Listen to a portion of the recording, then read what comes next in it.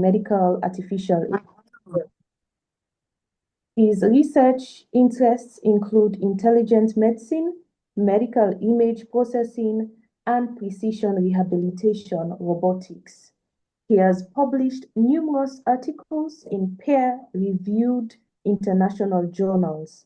In addition, Dr. Komolafe serves as the Director of Research at OAAD Global and the Research Coordinator of the OAAD Oncology or Cancer Research Group. So please let's welcome our teacher, our presenter for today, Dr. Temitope Emmanuel Komolafe. Over to you, sir. Yeah, thank you so much, Mom, for that, Jojo, Miss Jojo, for that introduction. So, like you've heard, gave the introduction. So, I will be doing the presentation. But before I do that, let me share my screen. Okay, please permit me to share my screen. Okay.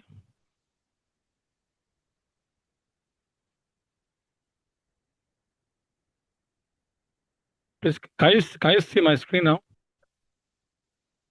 Yes, sir. Yes, Okay, please, we can see.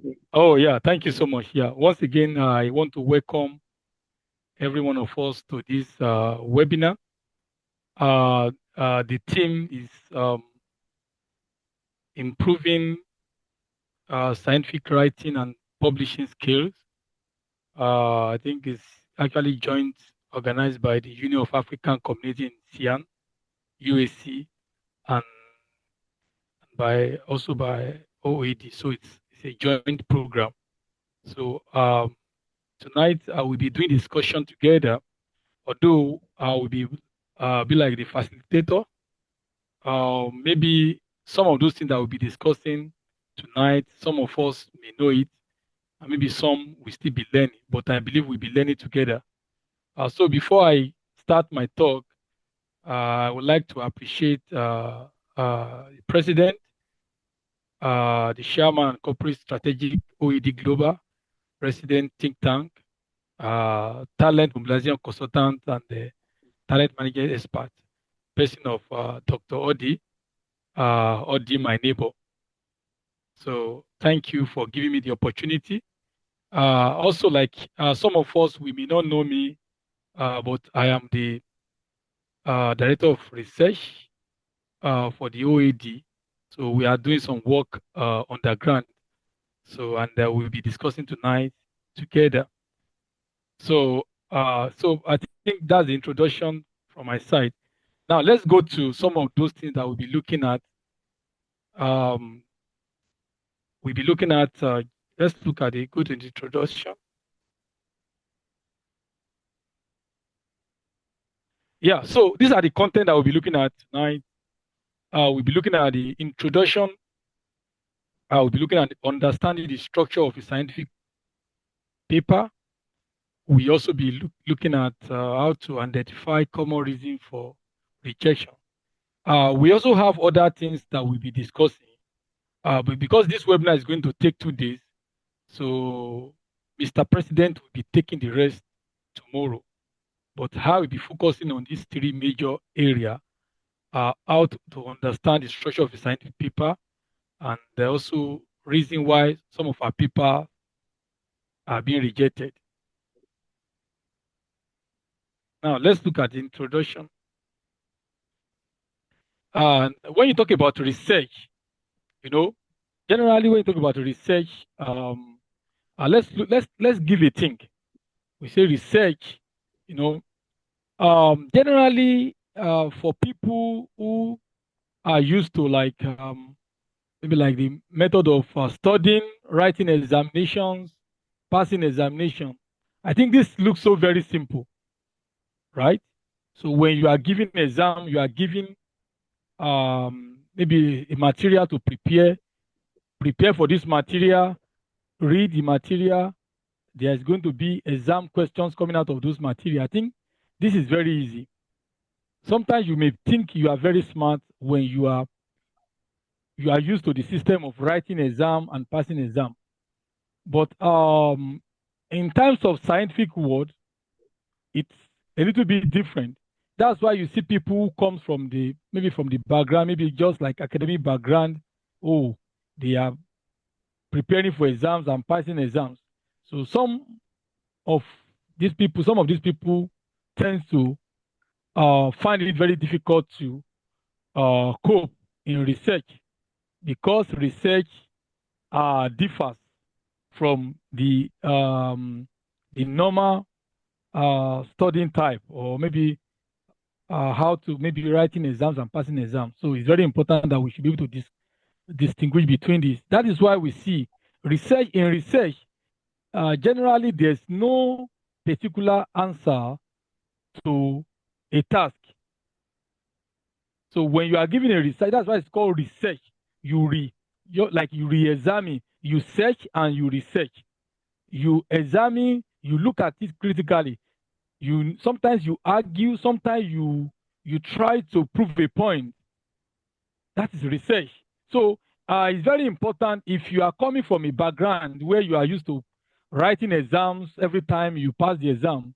When you come to research, you may find something so unique from what you are used to.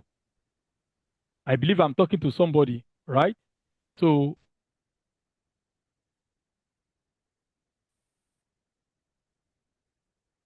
if you are feeling such things, that it's normal thing to feel because you are coming from a background that is different. Now let's look at research. What is research?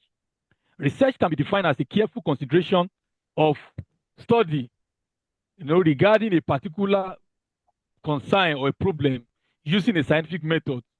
So when you take a careful consideration, careful examination of a particular study, for example, some people have studied that maybe when you take excessive alcohol, that excessive alcohol can lead to maybe lung cancer, or when you smoke excessively, maybe you tend to have lung cancer.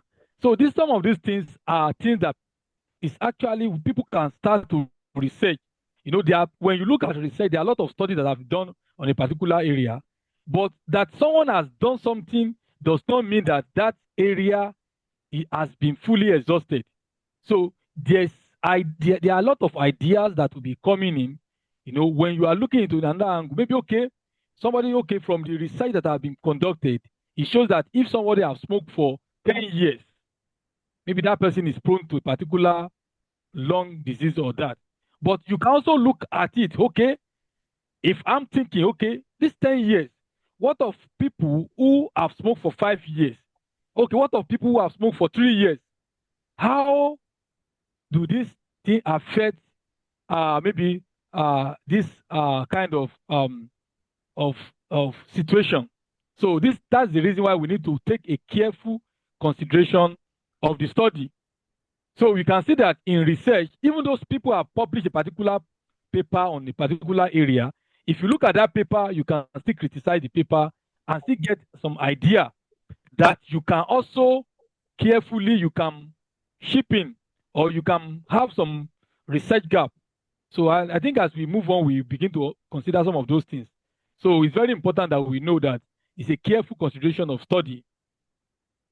Now, according to the American sociologist Robert Barbie, research is a systematic inquiry.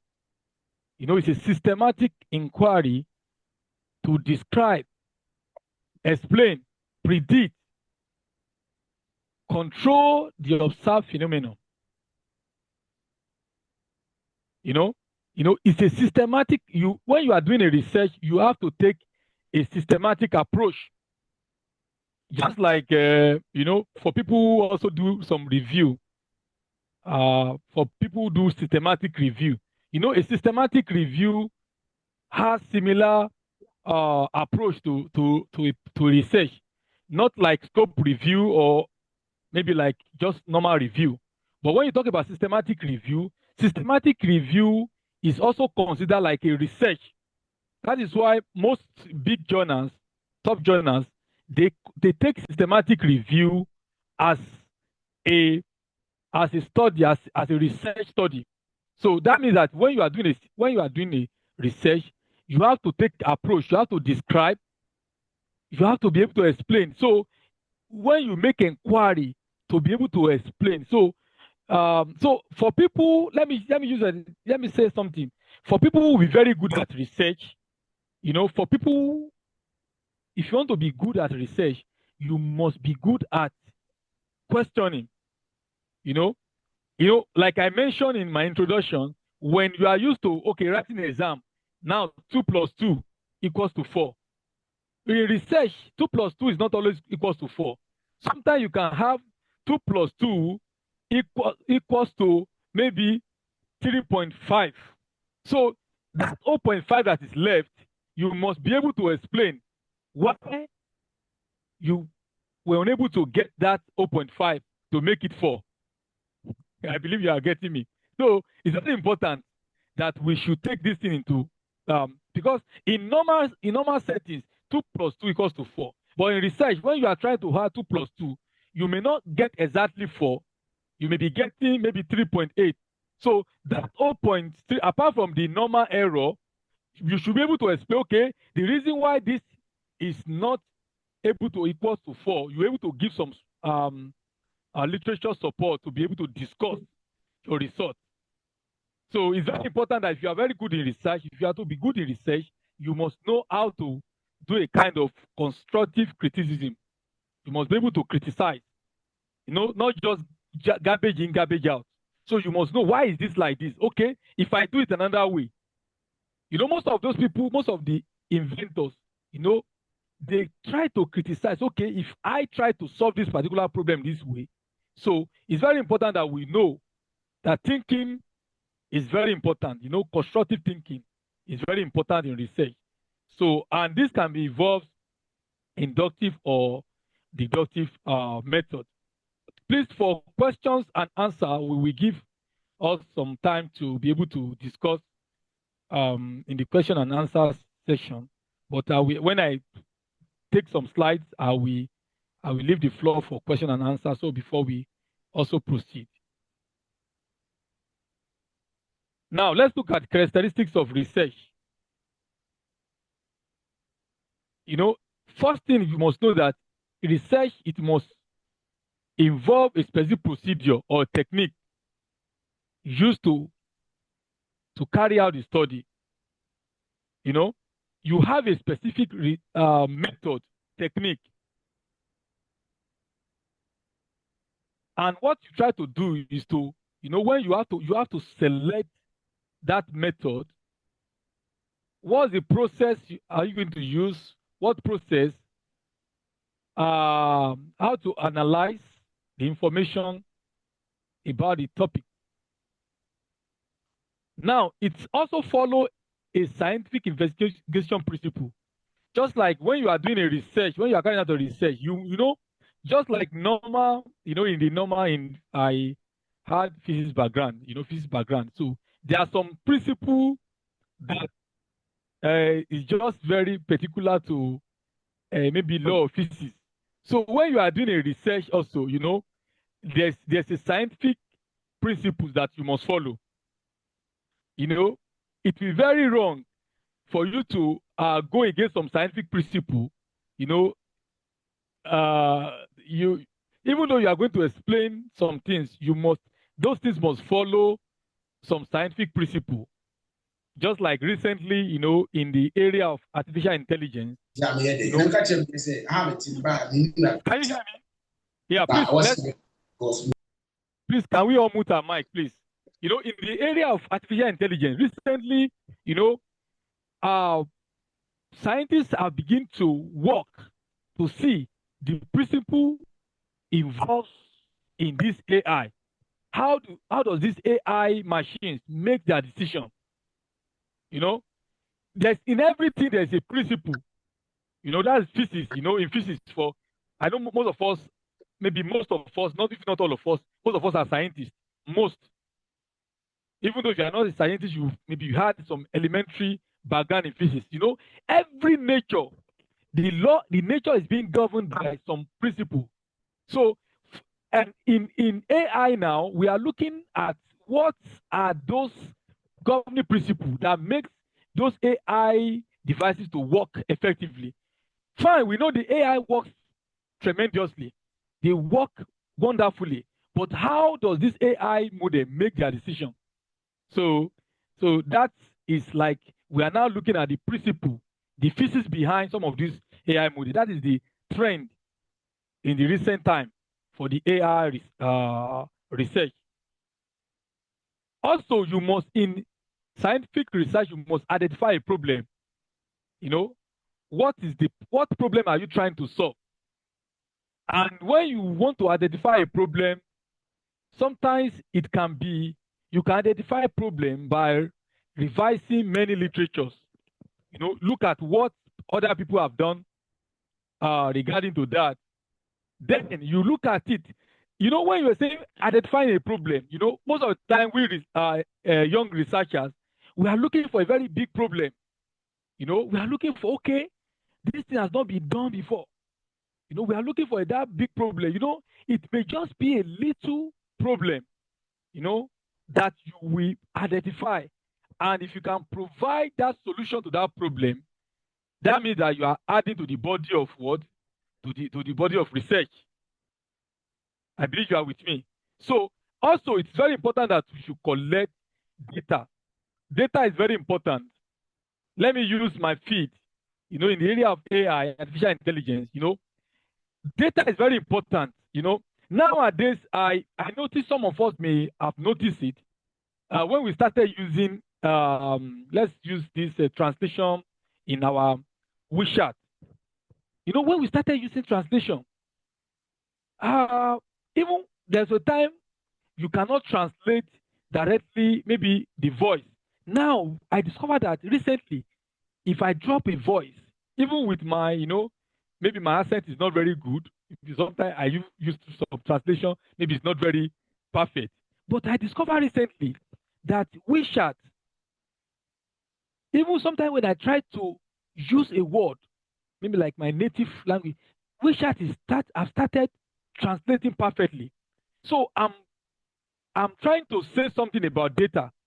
Data is very important because some of these AI algorithms have been trained on some of those data that we are putting on those WeChat, either knowingly or unknowingly.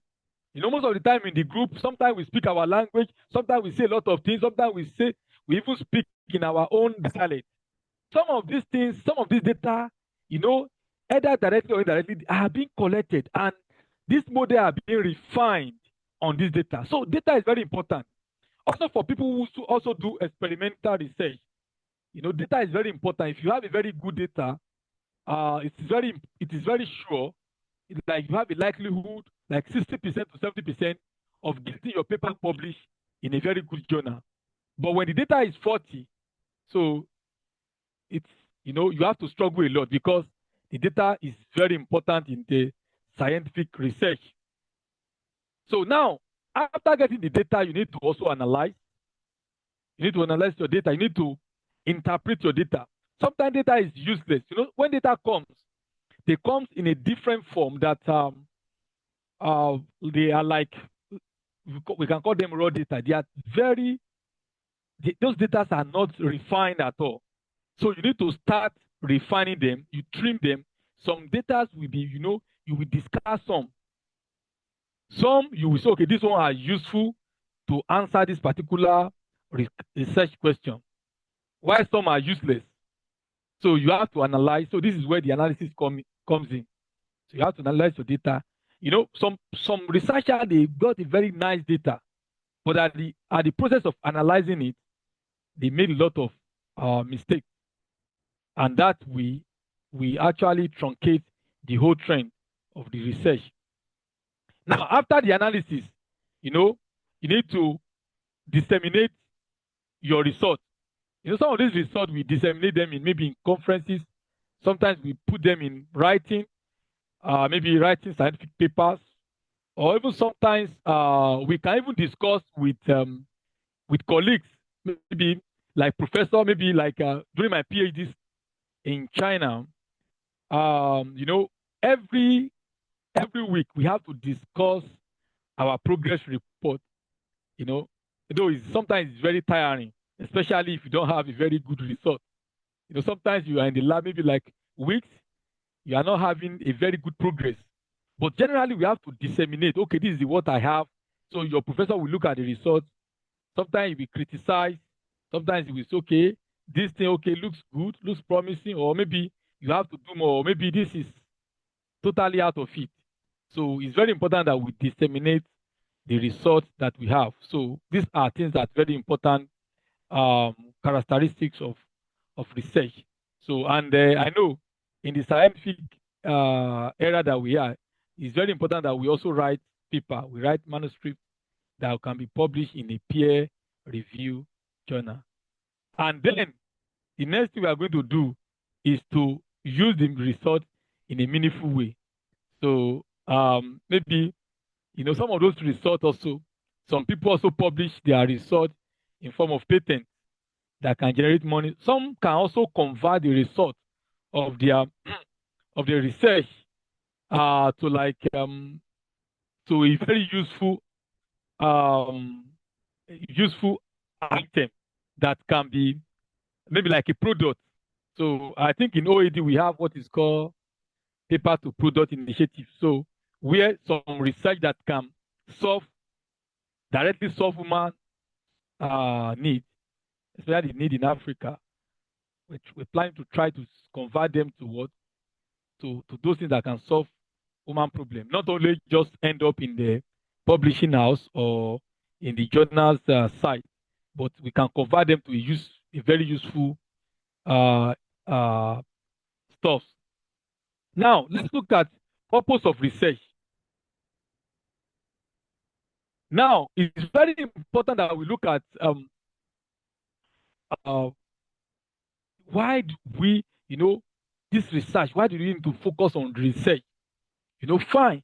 The first thing is that it can be in form of exploratory, you know, is to explore a group of questions, in research, it depends on your field. For people who are in the education research, you have to develop your questionnaire, you develop a lot of stuff, and we begin to see how we can explore some of those questionnaires, some of those research questions. So also it can be descriptive. Descriptive means that it focuses on expanding the knowledge on the current issues. This means that thing is not generally maybe totally novel, but you are trying to expand knowledge in that domain. Maybe you can collect data, and when you analyze the data, you can see how the trend of the data, what the trend of data actually gives. During the COVID-19, for some of us who follow the trend, during the COVID-19, there's this online site that gives real-time data for the number of deaths, the number of new cases, and some of those things. At the time, because for that data, it's very certain. When you look at the trend of the data, when you put them in some of those machine learning algorithms, you can predict what will happen.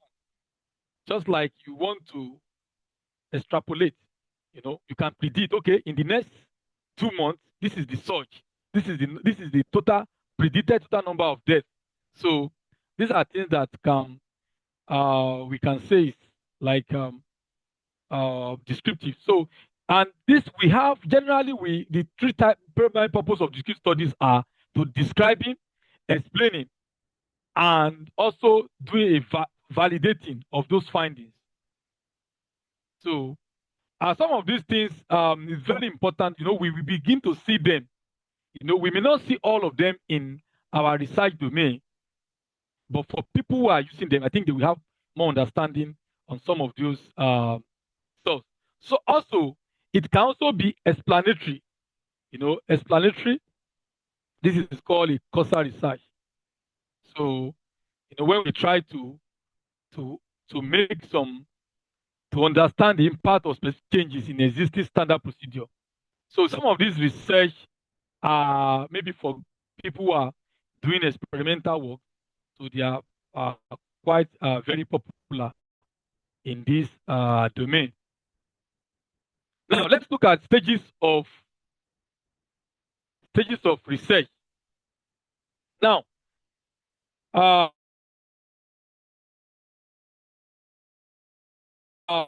when we're talking about research, it's very important, a very catching topic. Sorry to say, based on my experience in China, I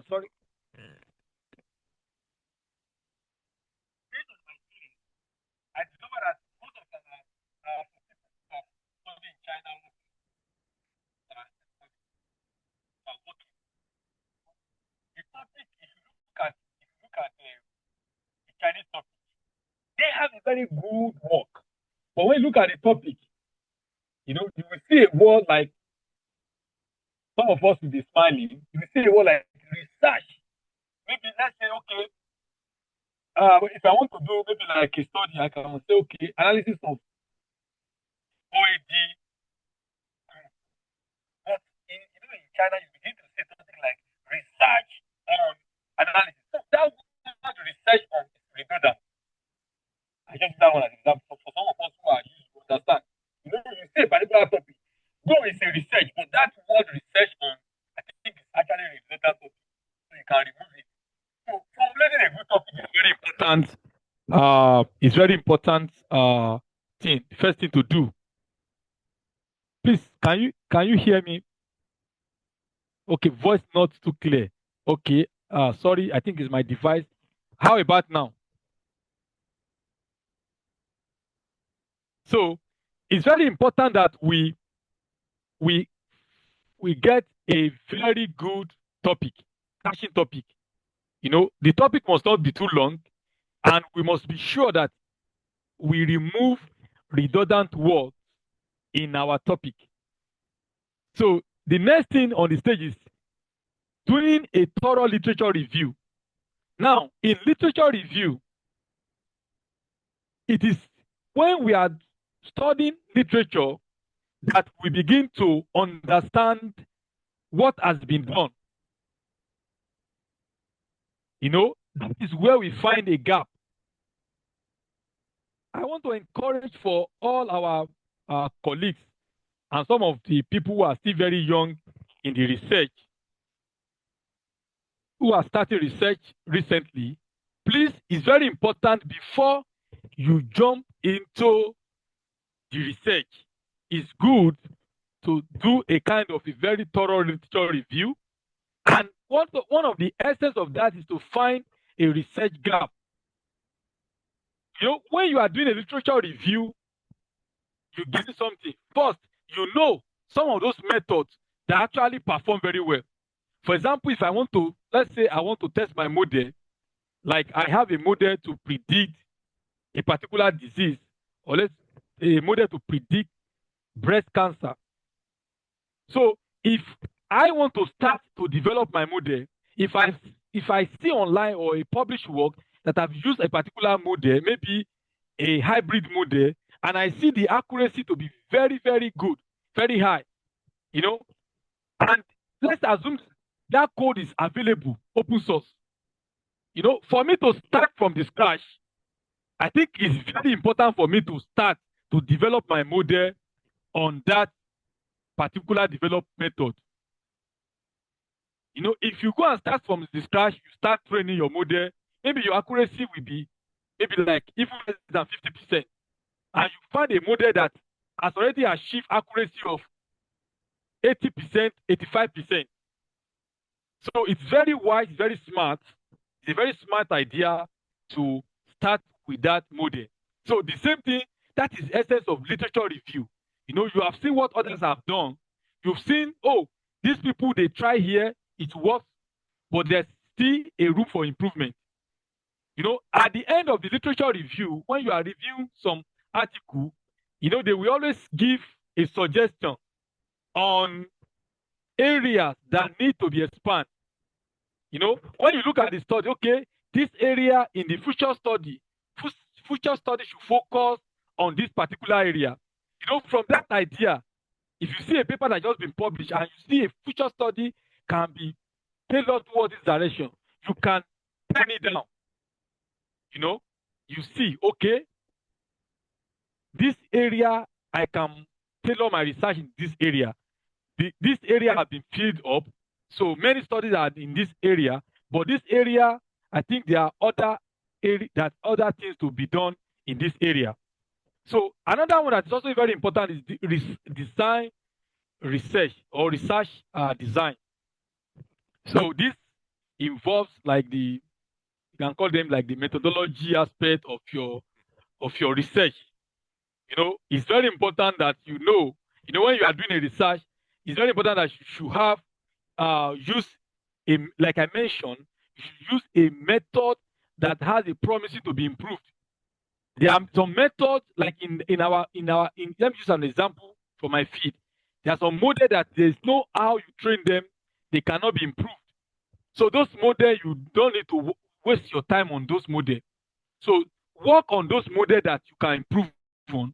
So for people who do experimental research, so it's very important that you know a particular method that is promising. It is very hard disheartening. It's very embarrassing, or it's very sad that after you do a lot of experiments and you submit your paper to a journal and they just say, oh, this method is outdated method. Oh, this method is method that has been used in the 80s. And you have wasted all your resources. So it's very important that during the literature review, you should know how to design your research. So which methodology do you want to use that is very, very effective? So another one that's also very important is data collection. So how do you want to collect your data? Do you want to use questionnaire? Do you want to run experiment? Do you want to get online data? I want to tell us, some of us who are also studying in China, I think this may be like a plus for us. You may find it difficult to get data because the data that you want to source for, they are also sourcing for the same data. So if there are some research, there's some database that the data sets are freely available. So for the young researcher, I strongly suggest, for you, instead of you wasting time, you can key into some of these databases that are freely available online. You can download them, you can have access to them. They are free database that you can get data from if those data sets are related to your research. So if the data set is collected, then you need to analyze. We have said you do the analysis. Maybe you also use some statistical package to do your analysis of your data.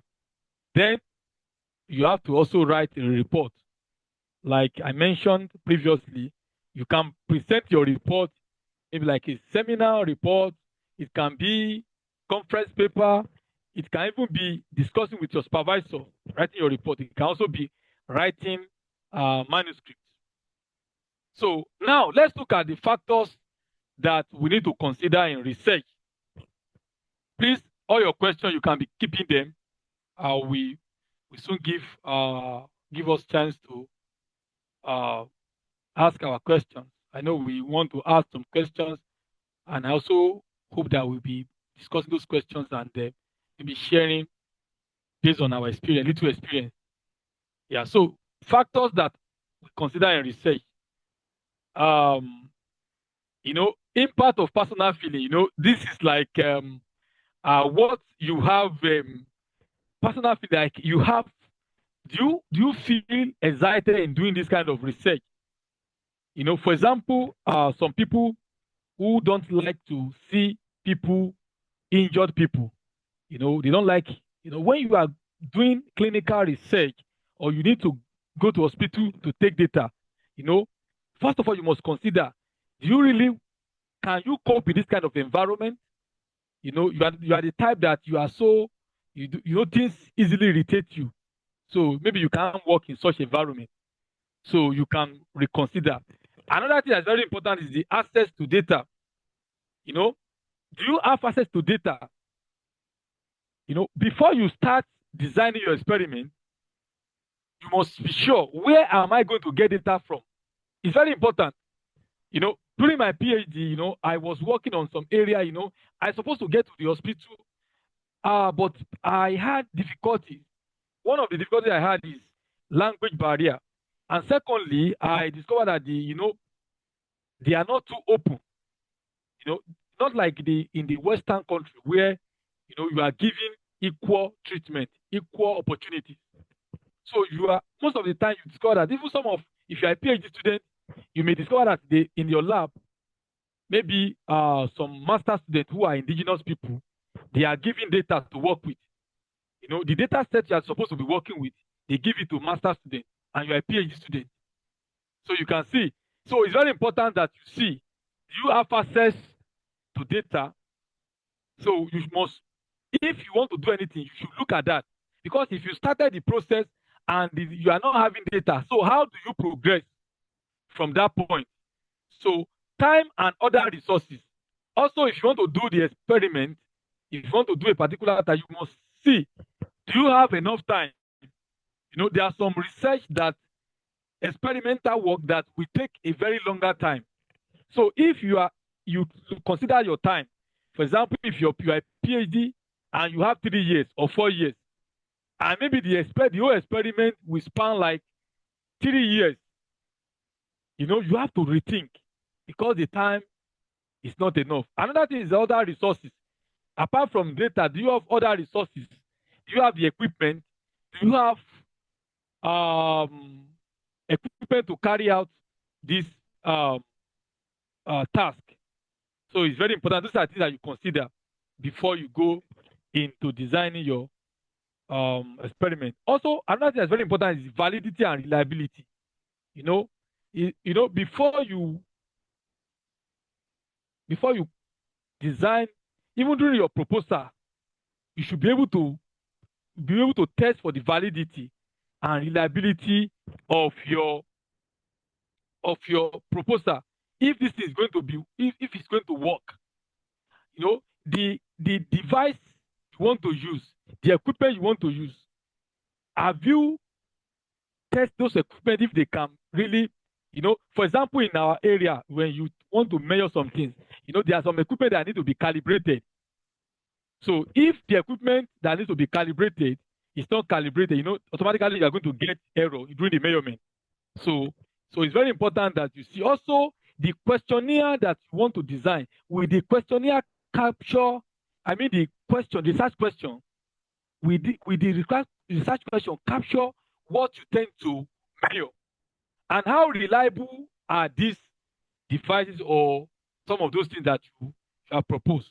So these are very important. Also, another thing is very important is the ethical issue. You know, for people who also apply for funding and other things, you know, ethical issue is very important. That there's a way that you need to conduct a particular research. So, and that way, if you are not taking those ethical considerations, you know, if you cannot ascertain that, I think you have to rethink, you have to redesign your research proposal in order to fit in some of those things, to be sure that the ethical consideration or ethical issues can be really be solved. You know, when you talk about ethical, let me explain. You know, for example, when you want to take a data from the hospital, you know, that you have access to that data, you cannot just use it anyhow. So there are some concepts that need to be signed by those people who have those data sets. And also, maybe if you are transferring the data to another place, there are some forms, there are some procedures that need to be followed. So you can't just take people data and use it anyhow. So this calls for ethical concern. So these are things that you consider in your research. Now, some of these things we've mentioned, I've just rushed through it. we've mentioned some of those things. Uh, talking about mentioned it in my talk. Yeah, you define a problem. You identify a problem. You know, so then you design, like, specify a research questions or hypothesis. What you are trying to how what you want that research to solve. The research questions that you want that research to actually capture. Then you also design your research design. Like I mentioned, this involves sampling, data collection techniques, data processing, and analysis. So these are the things. Now you also look at the unit, the sample unit. So for the study, the areas that you want to the study area. It's also very important. Also, you take your data, you collect the data, and then you analyze and you write your report. So these are just the linear process of research. I believe some of us understand some of these things, but I also I'm thinking within me that we may have some questions that we will ask maybe in the as we continue. Now let's move to the second aspect of the talk. Now, effective structure of a scientific paper. Generally, when you talk about scientific paper, there's a structure. There's a there's there's a format that we should follow. For people who have been writing, some of those things you may maybe just stumble on it, or maybe you have been taught, but there's a format. There's a format that our scientific research should follow. Generally, scientific writing is not just like story writing. It's different. So, story writing, you write a lot of things, you make it very captivating, you make it very interesting. Although they may share some similarity, but I know for the people who write a story, if scientific writing is like a story writing, all of us would like to read scientific papers.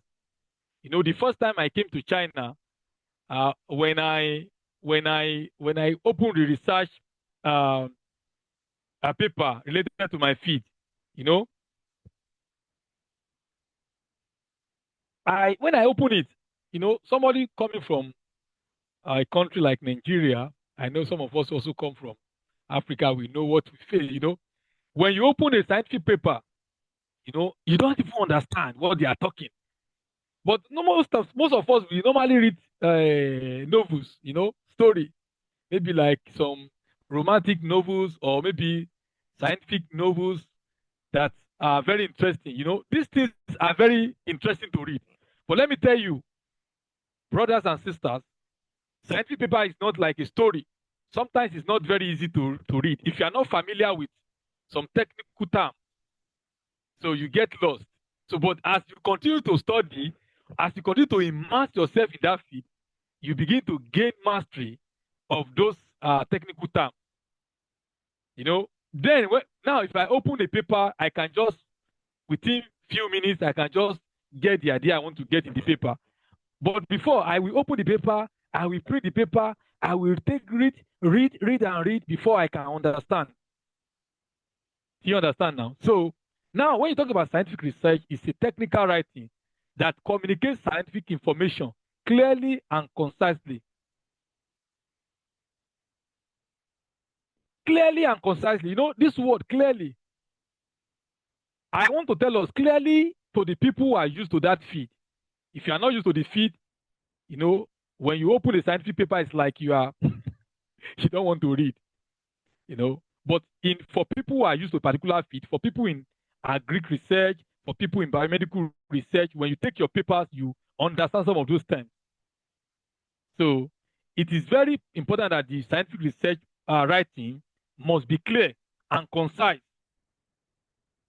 So, and it's used by scientists, engineers, and researchers to present their work. So I've mentioned it must be clear and precise.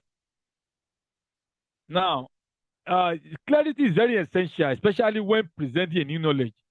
You know, also in the recent time, we've been hearing stories that researchers need to communicate the idea like a story, because generally speaking, scientific research is very difficult to read. I'm not to discourage us, but I'm just saying that it's not something, but it's very important that if we are writing, we should also write in a very clear manner that others that will be reading can also grasp what we are trying to pass across. Okay? So we must avoid some words that literally flare, maybe we are just trying to, some writers, when they are writing papers, they write too many stories, like repetition. They are trying to emphasize, but some of those things does not have any scientific value to that paper. So with those words can be redundant. So we can try to summarize or to give it in a very clear manner. So science communication must be understood to be very useful, to be useful. So we can see what the scientific writing is all about. So it's communicating scientific information in a very clear and concise way. So now that we know what the scientific research is all about, now do we why do we write? There's a popular saying that when we he that refuse to publish, right, is scientists that refuse to publish, we perish. So it's very important that we publish, we write, we communicate our findings. Truly, when you discover a new thing, it's very exciting to say, oh, you want to share with people. The origin of communicating research is because we have discovered a new thing. Oh, I'm so excited. Eureka, I'm excited. It's time to communicate a new thing. So, but recently we discovered that though we have many published papers, but not many are adding to just like multiplying papers. So some of those papers are not really adding much to the body of research, to the scientific, contributing to the scientific world. They are just like some of those things. People just try to just write some things just to write, not to publish, not to perish. Publish, not to perish. So it's very important that we know that scientific writing is very important for communicating. It's also contributing to science. We want to advance science. We've seen people who won Nobel laureate for some invention or some great contribution to the body of science. Also, it's very important that writing is also important for us to build our academic muscle. For people who are researchers, when you look at your Google Scholars, you'll be very excited, right? Also, when you look at most organizations also give promotions, give positions based on academic papers. So that is why if you want to grow, currently, we don't know what is going to happen in the future, because there are some debates that are going on now that, that publishing is overrated, that promotions and academic positions should not be given based on publication. But for now, promotion, title, academic title, and progress are actually being measured majorly based on the research outputs from scientific writing.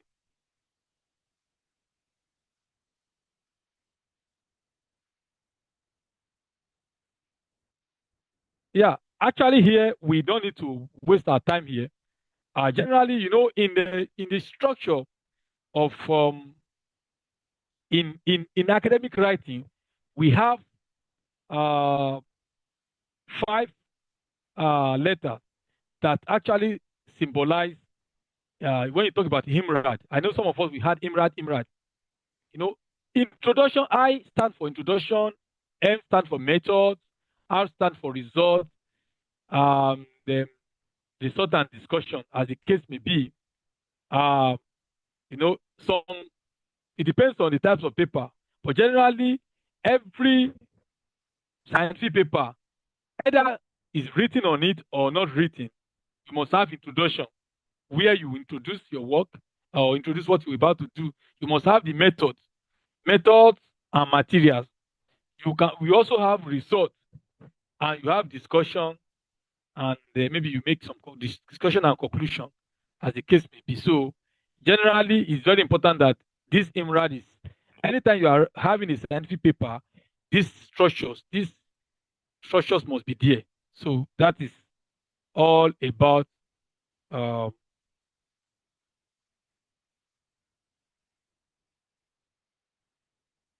Yeah, I know some of us we are used to some of these things. No, a report of a research result published in a peer review. So another thing that's very important is that um, academic paper or scientific paper must be peer reviewed.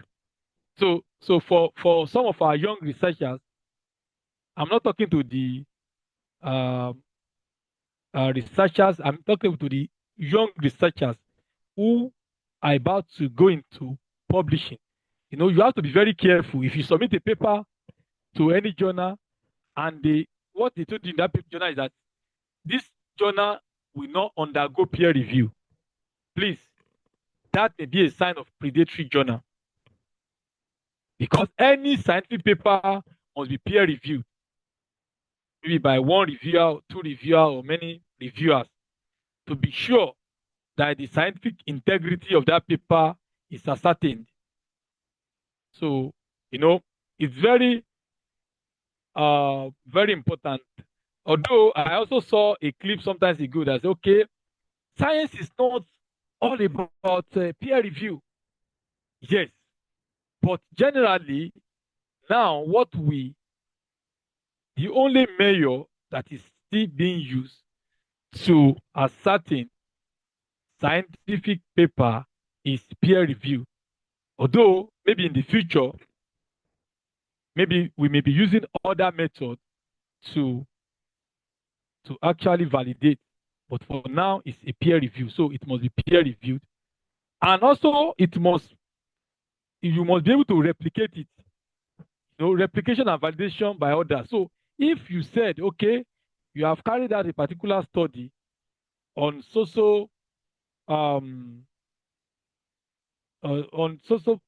maybe on patient. So if other people from other country use your method, follow the same thing, they should be able to get exactly or similar result. That is what is called replication and validation. So it must also be publicly accessible and permanent. When you sign paper, it must be accessible. Although it's very unfortunate in nowadays that we have many of the papers are published in closed access. So, and why few? For people who have funding, so you can publish your paper in open access where everyone can access. But generally, research must be accessible to all, and also must be there permanently. So peer review is essential for credibility. I think I'm seeing. So now we will soon be taking questions.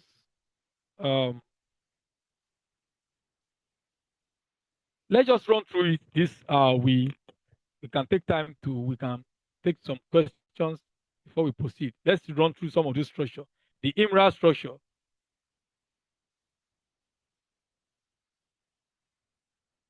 Now let's look at this IMRA structure. We talk about the introduction. What problem was studied? What problem? What are you trying to study? That is the introduction. This is where you give your introduction. Okay, I'm trying to do a particular study on so. So you talked about that in the introduction. The method is the method that you want to use for your studies. I think in our subsequent slide we will see some of those sample. Result. What did you come across? And discussion. what does what do the findings mean?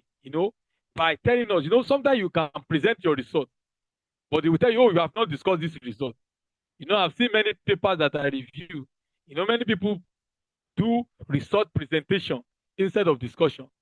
Discussion is very important. Discussion is where you will juxtapose your result with other people, or you also juxtapose it with other state-of-the-art methods that other people have used. Maybe a particular study have done a study and they reported accuracy of so thing. You have your own accuracy, so you compare the accuracy. Maybe if those studies are carried out on a particular data set, in my feed we have some data set that many people are used to it. So if a paper is reported as reporting a study, report is discussing, and they have to mention some particular studies that are very prominent in that feed.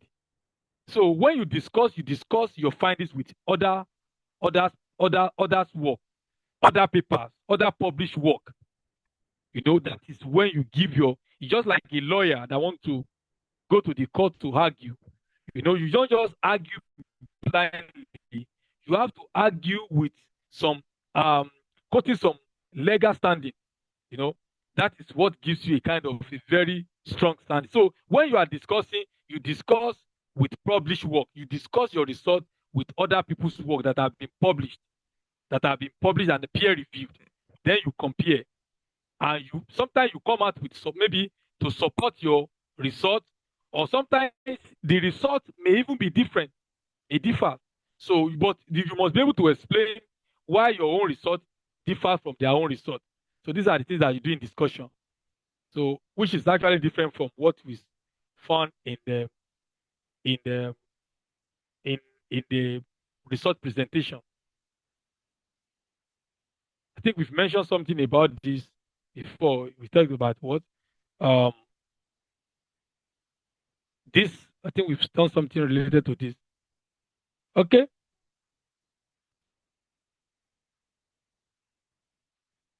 Now, it's very important that we also know that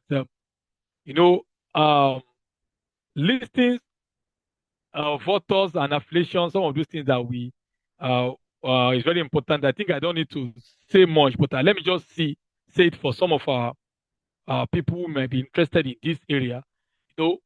For you to be listed as the author of a particular paper, you must have contributed significantly. Although this area, I also have some other things to add. Let me say, based on my experience, in a lab, if you are working in a lab, maybe you have done a particular work, maybe it's your PhD work, and you're under a supervision by a supervisor. And apart from that, you also have other co-supervisors who have funding. It may not be directly that those people have been involved in carrying out the experiment, but you want to submit this paper to a journal that is open access. You need funding, right? There are some authors that they will not even be involved directly in the writing, but they have been listed. They are qualified because they have made contribution. Or maybe your supervisor who is supervising you, maybe okay. Some students will say, oh, my supervisor did not even correct anything in my work. Why will I list him as one of the co-author? So it's very important that author must have contributed significantly, sometimes in writing, in proofreading, or maybe in carrying out the experiment, or maybe for some of us who work with maybe like code, maybe you've seen someone who has helped you to proofread your code, or to debug your code, or to be able to make sure that your code is working perfectly. That person may not involve in writing, but the person has contributed in the methodology, right? So it's very important that we know some of those things. So, and for the first author, it's generally maybe the person who is doing the research. For some of our colleagues who are PhD students now, when your research paper comes out, your name will be on the first row. So that's your contribution, because you are the main pioneer. I've seen different comics picture They will see, they will they will highlight some co-authors, they will put some supervisors and a lot of stuff. Some of these things you see the co-author, the whole load is on the co-author. I believe you are getting me. So, your supervisor will just try to help you little, but most of the workload will be on the first author. So that's why even in China here, when you are applying for position, they say, "Oh, how many first author paper do you have?" Because they know that first author paper is really your work, so it's your contribution. So it's very important why you know that. So some of those things you avoid honorary authorship and the like.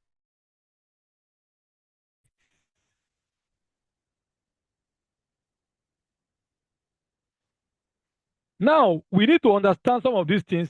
Key session. Some of these things I think for need some of these things, but I believe that we still have some who will be very that be very helpful. Every paper must have abstract. So abstract is like a summary, of the research. After writing everything, the introduction, the methodology, result presentation, discussion and conclusion, and even references, you must write a summary of that work. And most of the time, when reviewers want to review or when editor want to review, they quickly scan through the abstract. So from the abstract, if I look at the abstract, I can know, oh, this area is my field. Maybe I should accept the paper to review the paper. But if it's not related to my area of research, I can easily discard the paper. Other people are also working that area to review the paper. So the abstract is a concise summary of the research. There's also one that's also important is the acknowledgement, where you acknowledge the funding. For some of our researchers who are young researchers, PhD, maybe you are being funded by ANSO scholarship. Your funding comes from CSC, or maybe your funding comes from provincial scholarship, as the case may be. So you have to acknowledge, and also some other people who assisted you during the process of doing your research, who did not fall into the category of authorship. So you have to acknowledge them. Recently, I saw a clip that says, okay, he said, yeah, I saw the video clip. So, the mom was saying, okay, the daughter just graduated from the university. So, okay, please acknowledge the best, your best teacher. Funny enough, this lady just acknowledged ChatGPT. He said he's the best teacher. Some of these things we see, there are some people, there are some, maybe even sometimes you can even, if you want to disclose maybe ChatGPT has helped you, but please don't use that because maybe you have even to use it wisely. But it's a place to acknowledge people who have assisted you in your work, or maybe the assistance you have received or funding. So tables and figures is very important. This area I noticed that even some of these people, when they see a paper, when they look at the tables, when they look at the figures, when the figures are well drawn, tables are well presented, there's likelihood that paper will pass editorial review. Sometimes your work is very good, but the presentation is very bad. There's a time I attended a conference, one of the conference back in Nigeria online. I discovered that this person did a very nice job, but the presentation is nothing to write about. He did a very good experiment. He had a very good data, but the presentation. So some of these things, after doing a very good job, it's very important that you should draw a nice figures. Use some software, nice software that can give you a very high quality figure. The same thing with tables.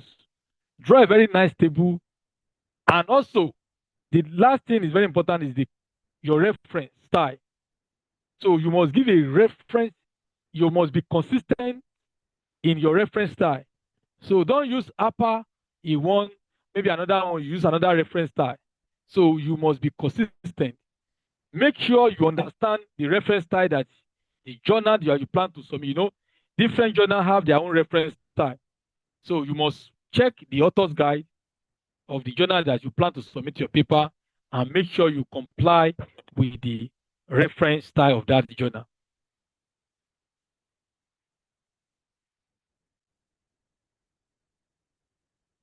So it's very important that some of those things are journal, some of these things may not be very. Now let's look at oral and poster presentation. After you have done with your work, it's very important now that you should be able to disseminate. You should be able to present your work in a very clear manner. Some of us, we go to conferences. If you submit a conference paper, it's very important that they will accept it either as oral presentation or poster presentation, as the case may be. So in the oral presentation, you give a talk like I'm presenting now. You prepare your PPT and you do a nice presentation. Maybe you are giving 15 minutes or thereabout. But in the poster presentation, you print your poster in the hard copy.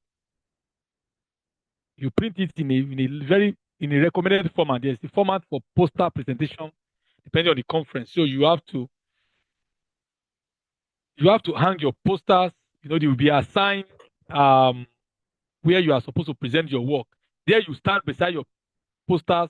People will be walking around and they will be asking you questions on your work and that. So it's very important that we prepare when you are doing this poster. It's very essential that we prepare a very nice presentation using some visual aids that will make our work appealing. Now, poster should be legible, visual, and informative. If your poster is very captivating, many people will come to you. Oh, I love your work. Even though your work is not extremely novel, but because of that, the way you present the work, the way you design your poster, many people will come to you. In that conference, you may get many contacts. So, when you go to conference, also please, for this may be like added information. Please try to make a connect. When I did my postdoc, the supervisor I worked with during my postdoc, I met the supervisor in Germany.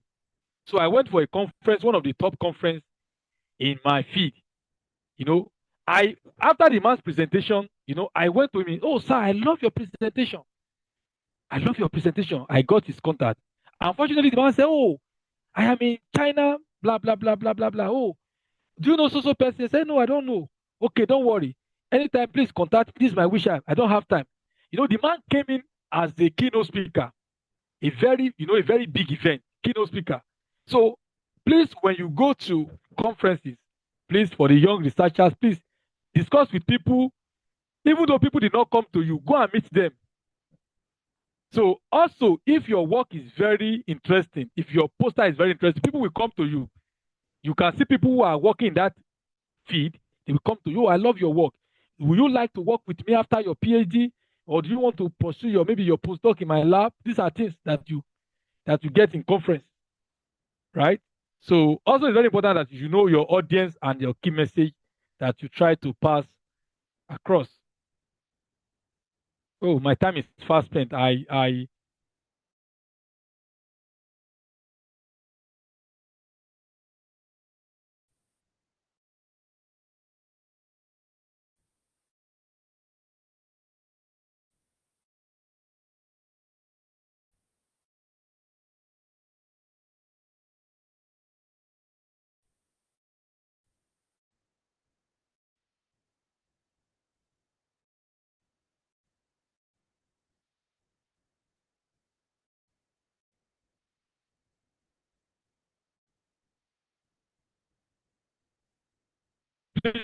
I don't know, maybe we, any question?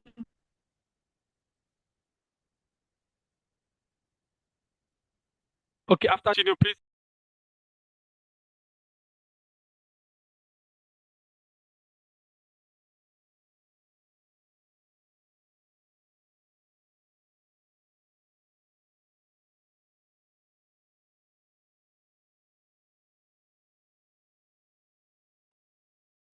Okay, guys, we're sorry for that break in our transmission. Mr. Emmanuel has reconnected. In the meantime, if we have questions and you're having difficulty with your network, please type them in the comments section and he will read them and respond to you. Thank you.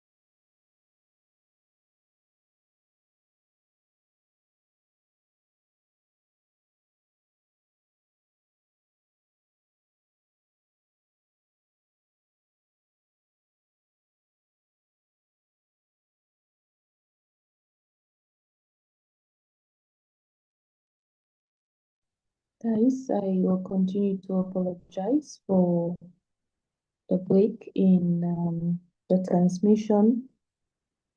Our trainer is having some difficulties with his network, so let's kindly be patient. He is trying to reconnect. In the meantime, those of us that have questions, kindly type them down in the comment section, and the team will respond as soon as possible.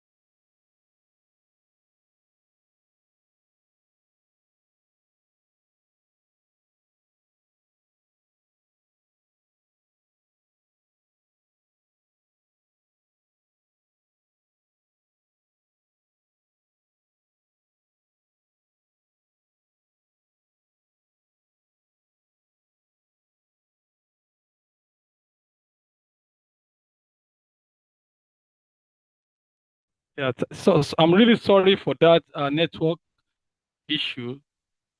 So sorry about that. Yeah, so okay, I think I have a question. I have a question here that talked about inductive and sorry about the network. So I have a question here that talks about inductive and non-inductive um this thing. So I think generally when we talked about inductive, so it's just it's a type of I can say okay when you do a kind of this a research, when you do a kind of reasoning, that moves from general to specific research, you know you are doing something that is okay like okay just like moving from known from general to specific, like you are doing let's take for example now, if you okay it's well known in the research field that okay like anything that when you throw a particular object, like the law of gravity, it definitely falls down. But I think you can also narrow it down to other laws that actually affect this thing. Like if there's no draft and other stuff. So that is about that's about inductive. Um, why the deductive reasoning is actually the reverse. It's often um, it's generally used in the maybe in scientific research, like people who do more about theoretical experiment. Yeah, so I think for people, some of these things I may also give the floor for other people to, if you have more things to say on that. Some of us we don't really have people who do more of education research, so you will know more of it, and maybe you can have other things to say on that. So thank you. Please, the floor is open. You can say if you okay. Please, if you want to elaborate more on inductive and deductive method, so they are just a method of research, like it's a different method of research that are being adopted. But generally, when you talk about inductive, it's it's like moving from general to you from the big term to like you simplified. So why the other one is like the reverse case. So in science, most of the time when you are doing literature review, you review your literature, you make it very broad for the first time. So as you narrow it down, you tailor it towards your particular need. So, when you are reviewing, you can review maybe like 10 literatures, 10 papers. Oh, so studies have carried out these studies on COVID-19 using drug. But what you want to achieve at that particular point where you want to state your aim, you will narrow it down. You will narrow it down to that place. So that is why in the next slide that I want to show, you will see some of those, how the funnel shape of a research looks like. Yeah. So I believe I was able to answer in my own little understanding. Maybe other can also share more light on it. Okay. Now let's see some of those. Yeah. Here, if you look at the structure here, you look at the abstract. So the introduction is like inverted. It's like a funnel, right? So you can see the top here is bit broad, it's broader. So why it narrows down? So that means that when you are writing your introduction, you start from the general term, then you narrow it down a little bit. But for the methodology, you just have to write. There's no just have to write it the way you want the methodology to be. And also, if you look at the result, the same thing, the result, no change. Then you go to the discussion. Now, let's look at the discussion. Please, I want us to look at the discussion. When you are discussing, you discuss, you first of all start from what your result talks about. Then you will begin to discuss in a broader term. That is why someone will say, okay, this result, this my drug, or this my proposed method can be used, is actually targeted to solve a particular problem, but it can be adopted to many other problems. So that is why you make it broader. So in the conclusion, you start from the main point, then you make it broader in your discussion. So that's how to that's the general format. That's why we take it in this format. You can see it's like this structure. Generally, we have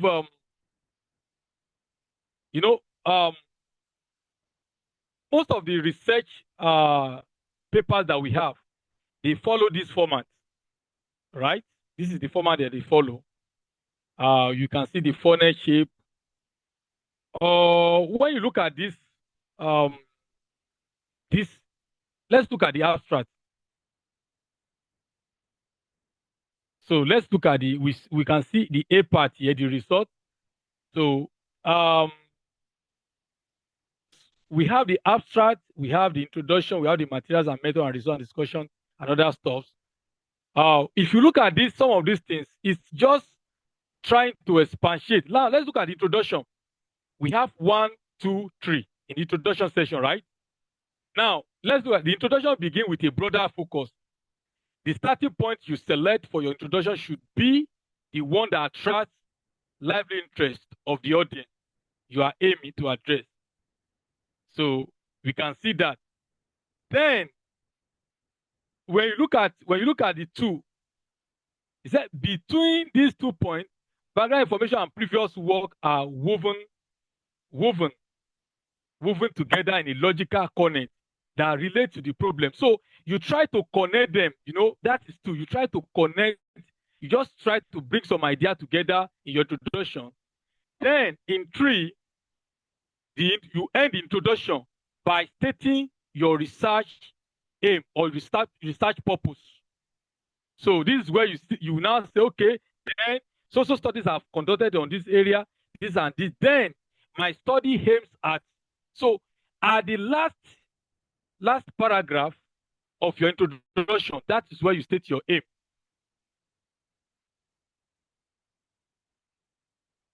So that's where you state your aim. So then you go to your method. Your method, what method did you use? We've mentioned something about that. Then you discuss. Now let's look at the discussion session.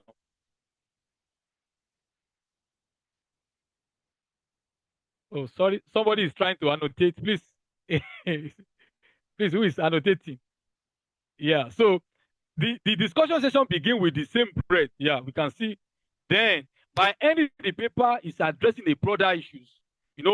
Generally, our research should should solve a particular problem. But apart from that, the research can also be adopted to a broader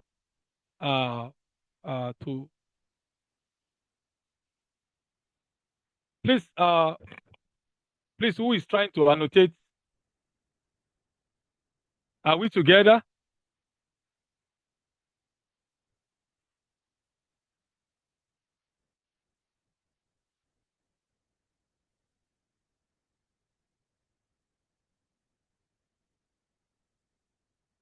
Yeah.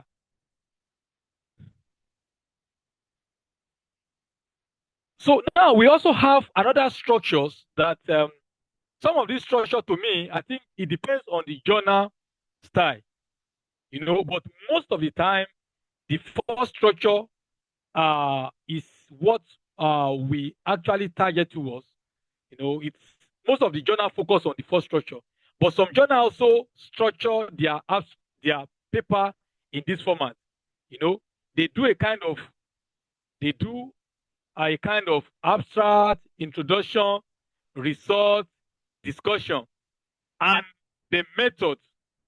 So the method they use here, they put the method section at the end of the paper. Some of these what's it called? Some of these what's the name of this nature paper? They normally use that format. You know, they will put the methodology at the maybe like at the last part. So, but as the case may be, every paper must have this introduction, methodology, result discussion, and discussion and conclusion as the case may be. So don't worry about the structure of these structures. What is important is that you should know that all your scientific paper must have these structures, and you must know the importance of some of those things. I think we are having, let me stop sharing again. Please, are we together?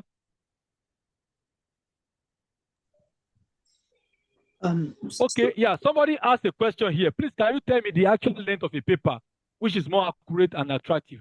Yeah, it depends on the journal.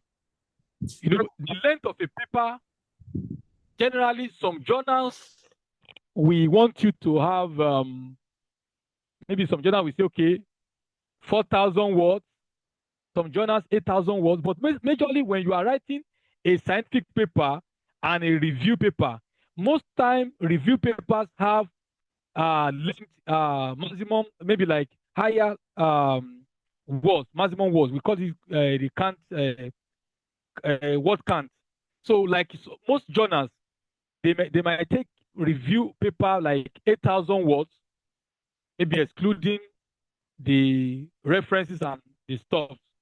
But generally, there's no there's no specific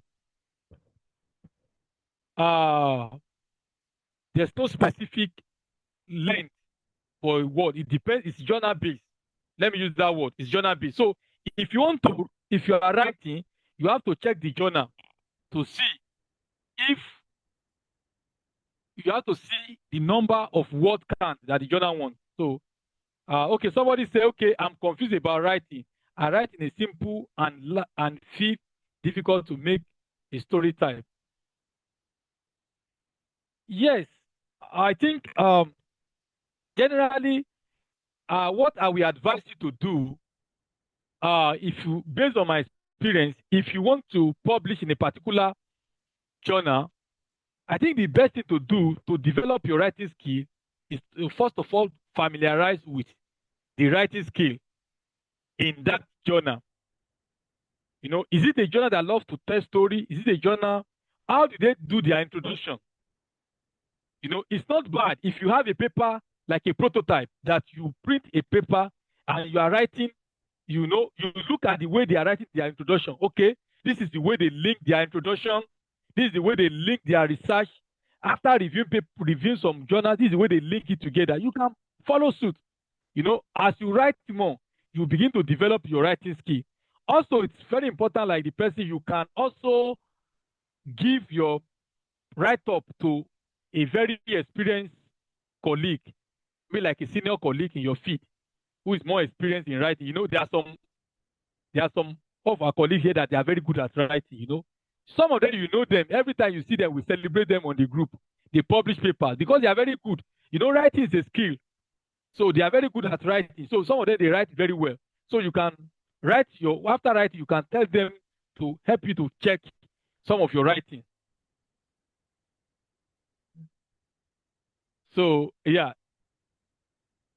So it's very important. Some of those things, I don't know, maybe other people also have other things to add to some of those questions. Based on our experience, we have some experienced researcher here and who are also very, very good at writing. Please, you can share your experience with us on this aspect before we proceed.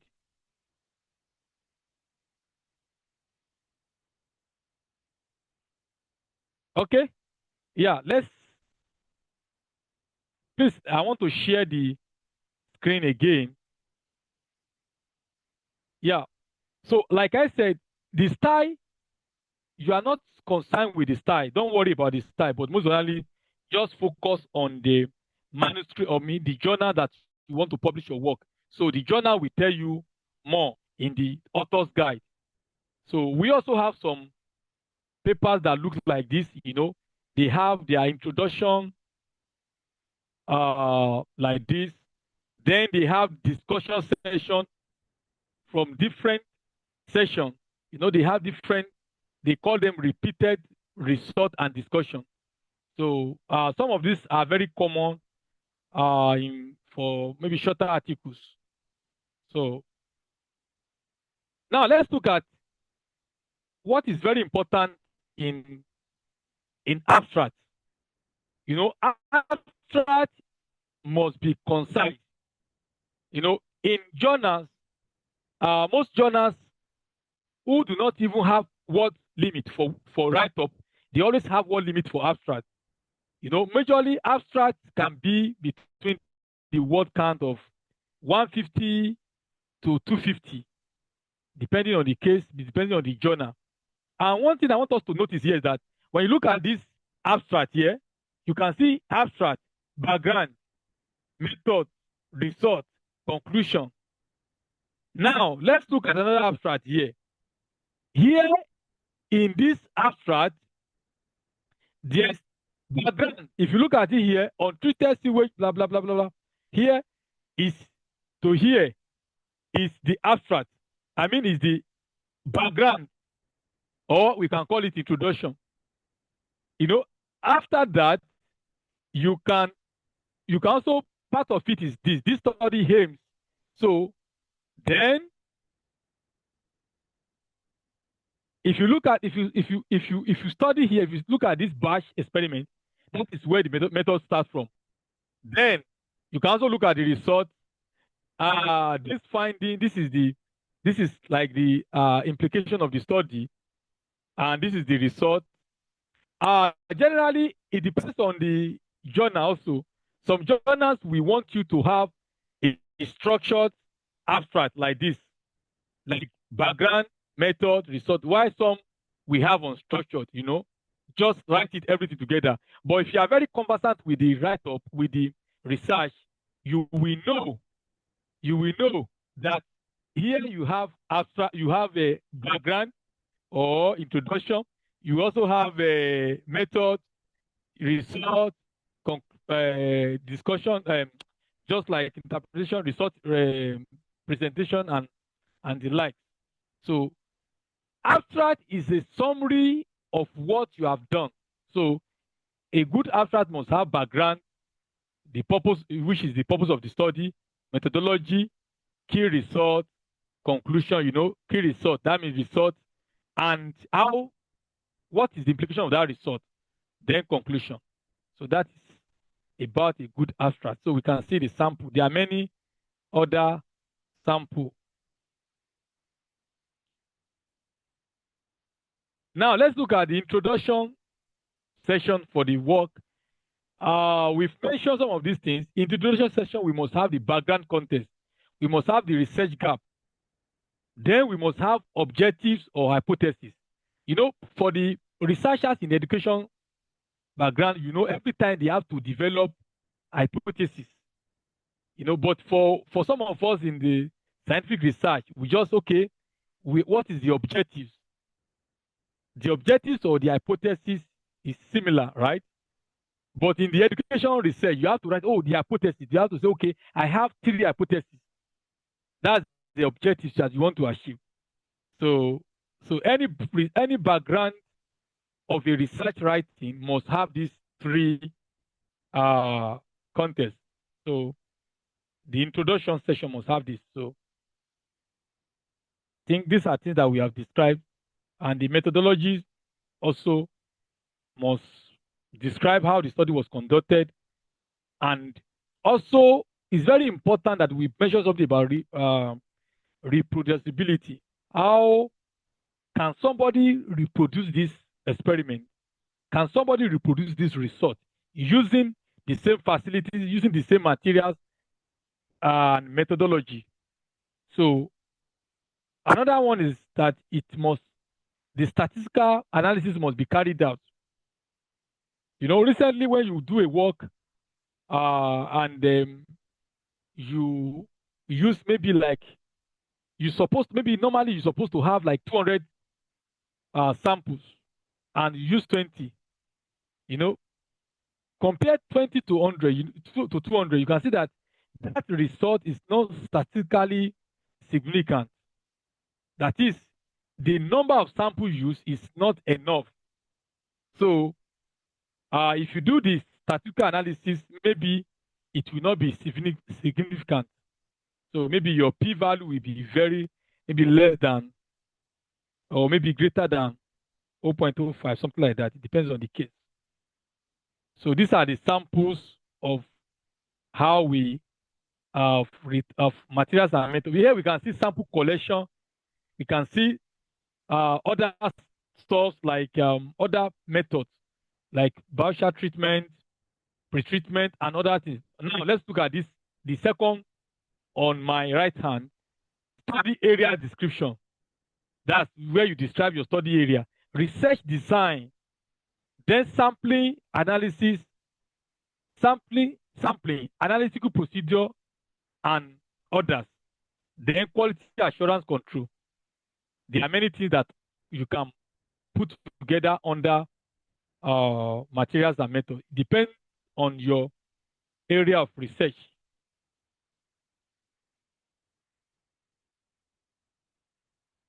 Now let's look at research and discussion. I mentioned it when I was doing the introduction that when you are presenting your work, research presentation is different from discussion.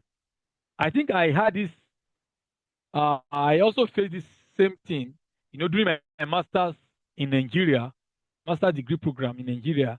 I was presenting my research thinking that I was discussing it. So my supervisor now told me that, oh, what you have done is a research presentation.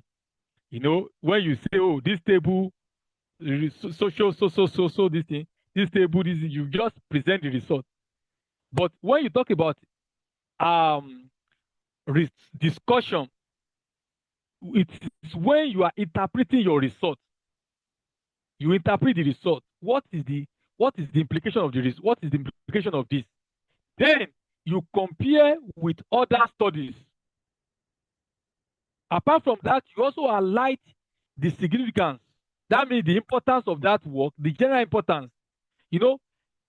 For people who want to use your work, maybe to develop a product, they don't have time for those jargons, those scientific jargons. They just go directly to the significance of that work. They can just take the work and use it to develop their product. You must have limitations. Every work has limitations. Sometimes the limitation may come from the method that you use. The limitation may come from the inadequate resources. And the limitation may come from even your expertise.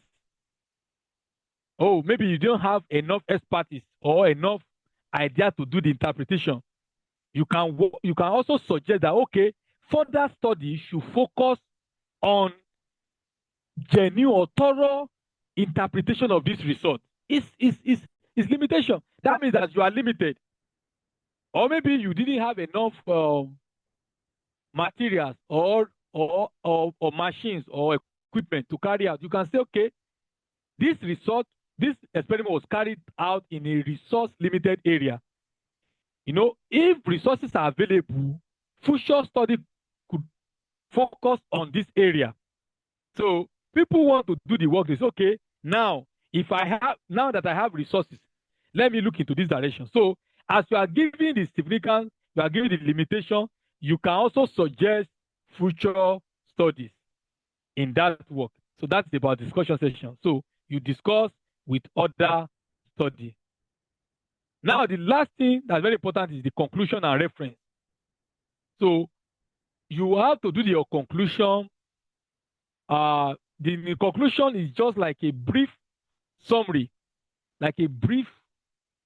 of your work. Then the references. So it's very important that you make sure that your reference style is in order and you have a very good and updated references.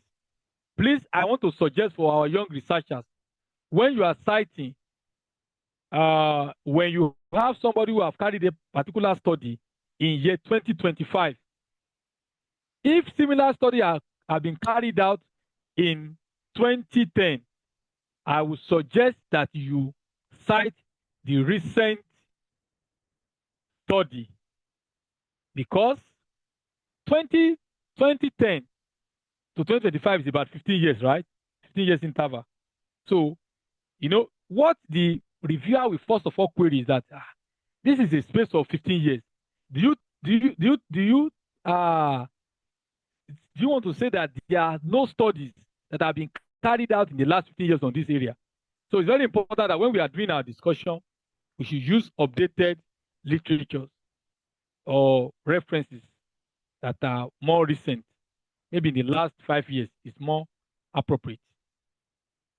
Now, summary of the findings, you do the summary implications and proper citation of the reference. So it depends on the style that you are using. I don't know. The last thing we are going to look at is why papers get rejected. Let me check if you have any questions here. Why paper get rejected? Okay.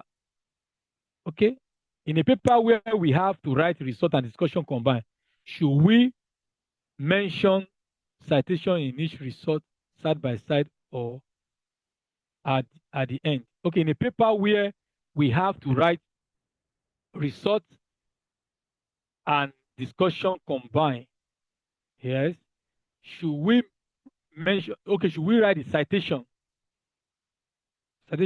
in each result side by side or at the end? Okay, I think I understand what you are talking about. If I understand, maybe you can also buttress if I didn't answer the question very well.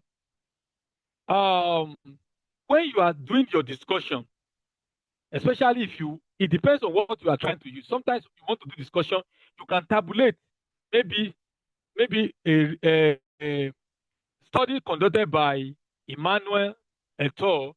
2021, study conducted by John et al. 2024. So you can highlight some of those.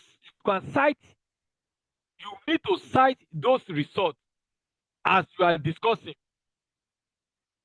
When you are presenting your work, you don't need to cite. During presentation, result presentation, don't cite. But when you are discussing, you will do the citation alone. But although what you are saying, it depends. For example, if you are referring to, let me use another example, another illustration for example, if you say, okay, Emmanuel et al. Carried out a study. So that Emmanuel et al., you have to write it. But if you say a study has been carried out by many researchers, you can write the citation at the end. Do you understand now? Like, for example, let me just type something. Just look at me. Just wait. Sorry.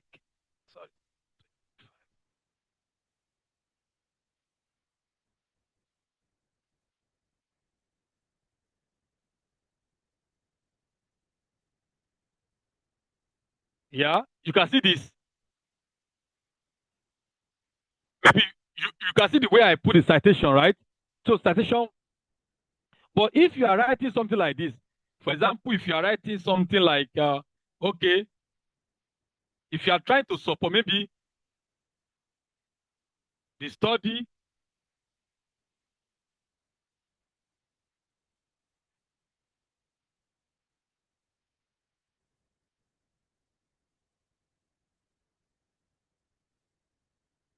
yeah, you can write something like, just look at me, Emmanuel et al. 2025.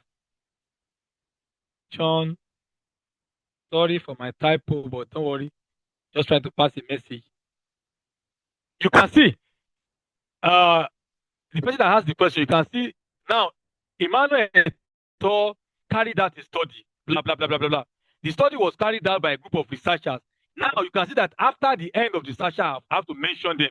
Emmanuel Eto, John Eto. But Emmanuel Eto carried out. So you have to cite it here first. I believe you understand. I think that is what you are trying to say. Yeah. So maybe other people can also suggest, maybe we can, if I didn't answer it.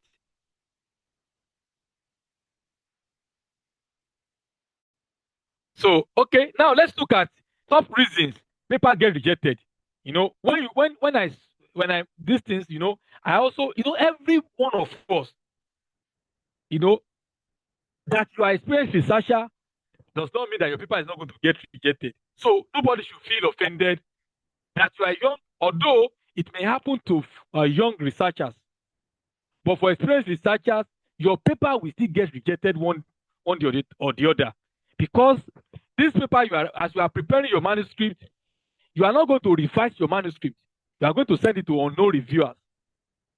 Some of those reviewers may not even be familiar with your work, or sometimes they may not even like your face. Or sometimes even some of them may not even say, okay, or maybe their mood is not good. So one time or the other, everyone paper will get rejected. But when your paper is rejected, don't be perturbed. You can, if suggestions are given based on the rejection, you can improve the suggestion, improve the paper based on the suggestions, and submit it to another journal. Do you understand now? So it's something that is very peculiar to both researchers, all the researchers, both the young researcher, early career researcher, even experienced researcher. Everybody get paper rejected. Your paper will be rejected one time or the other. But that is not the end of life. If your paper is rejected today, finish it again based on the suggestions that were mentioned by the reviewer. Use that suggestion to improve your paper. Look for a better journal. Submit your paper. Before you know, your paper will be what? Will be accepted. Now let's just get. This is where we are going to stop tonight. Let's just run through it. Some of those things that makes our paper to be rejected. You know, one of those things that normally annoys me is that when my paper is rejected at the editorial desk, I hate it. You know, that's one of those. You know, paper is not sent to the peer review. You know, if a paper is if a paper is sent or manuscript is sent to peer review, and later on they made a decision, that one's okay. But at the editorial rejection is very painful to me, because one, sometimes the editorial rejection is not, maybe to other people it may not be painful, but you know, I want my manuscript to go to the reviewer. Let the reviewer, let the expert, let them examine my work. Then let them grade me. Not sending my work for review and you reject it. So, but there are some things that normally cause rejection. Is poor methodology. If your method is poor, maybe it's not well, your method is not well, the design is not well, the research is not well designed. Maybe the what you use outdated method, or you use methods that are not promising. Like I said, there are some promising methods. You use a method that is not maybe it's not very recent.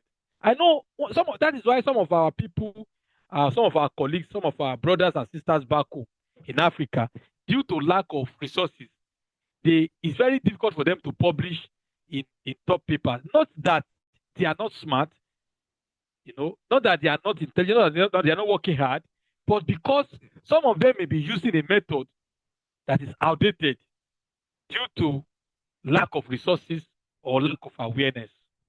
So another one that is lack of novelty. If your work is not novel, and also novelty, when you talk about novelty, it's not novelty in a simple term means maybe new, right?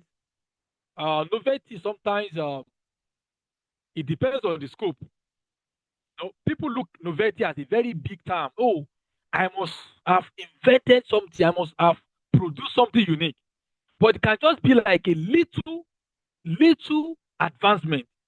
Maybe in my own field, maybe you are designing a model, a deep learning model, and in that model, maybe they use a parallel network.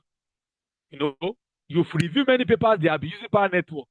Now, when you try the network using serial network, if the same network can give you better performance, even at faster rate, there's a novel idea.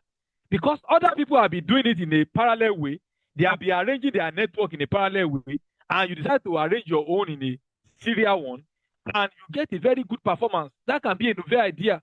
It looks so simple, but that's novelty. So another one is incomplete literature review. When you didn't do enough literature review. Sometimes it can be language and formatting issues. Maybe you're writing, you have some issues with writing, So this area you need to suggest for expert reviewer or senior colleague that will help you to format it, to make it more scientific, to get a very good scientific format. And also weak discussion and ethical pitfall. So if your discussion is very weak, you can have a very good result and your discussion is very weak. So it's very important that we just run through some of those things. So we've mentioned some of these things, methodological faults. Now let's look at some of those faults that we normally see. Maybe unclear. It can be as a result of when your method is flaws. Maybe as a result of unclear or missing description of experimental design. And sometimes we do experiment. When we are doing the experiment, we are not taking some things, maybe for example, you want to eat your sample. You are eating it, and the normal procedure is that you should take note of the time. Maybe as you are eating it, you forgot to even take note of the time or to set your stopwatch.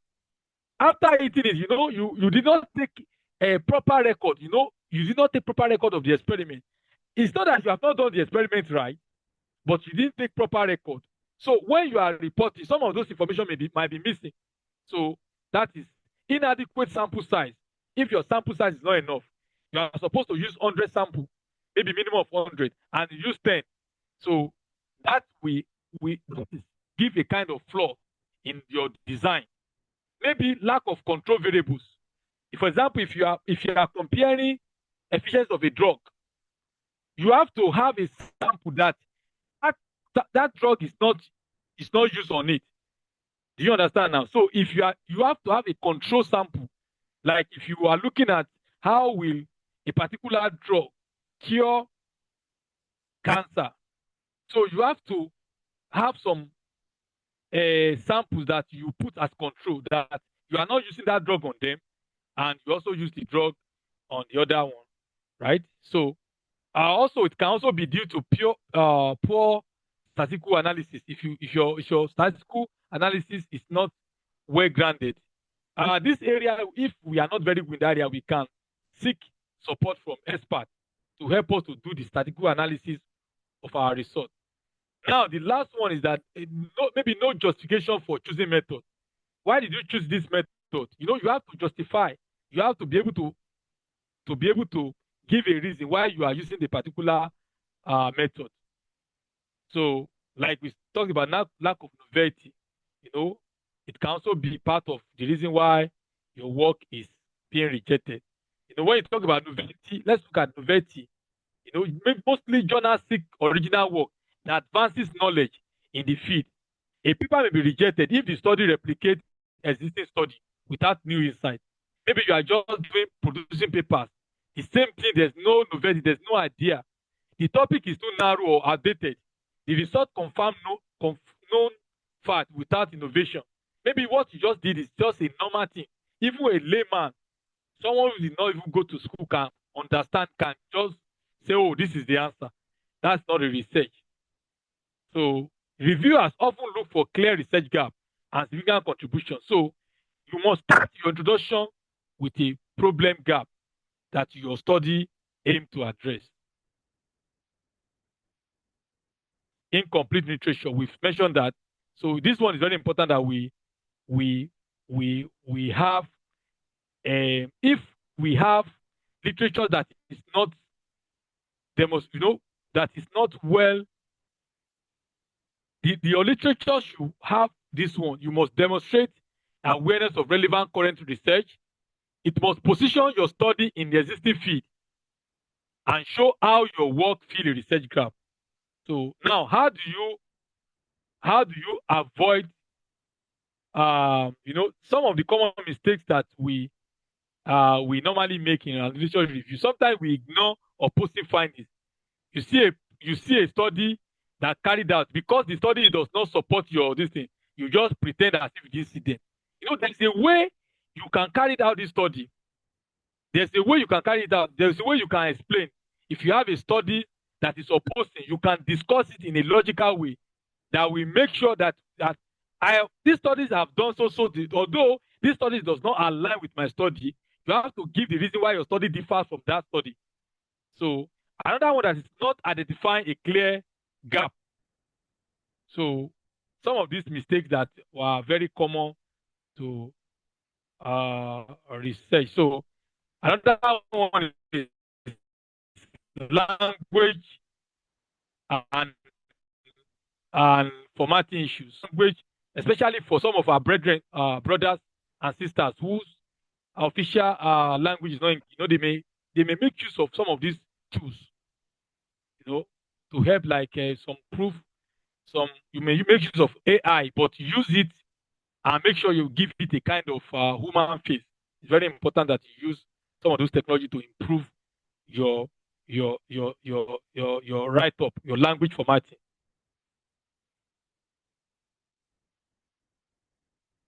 So now, weak discussion and ethical pitfall. First of all, some of those things that we know during our discussion time, if we have unclear interpretation, there's no context to the previous study. You didn't relate the previous study to your study. Also, plagiarism is another thing. Data manipulation, incomplete author contribution. These are things that can affect your discussion. So I think because of our time, this is where we are going to stop for tonight. Thank you so much. I don't know, maybe we have questions before we hand over to the moderator. Please, any question? Okay. In absence of any question, once again, I thank you once again. Thank you all for listening. I think some of those questions that we are not able to ask, you can also send them on the group. So we have experts that we respond to those questions. Yeah, thank you so much. Over to the moderator.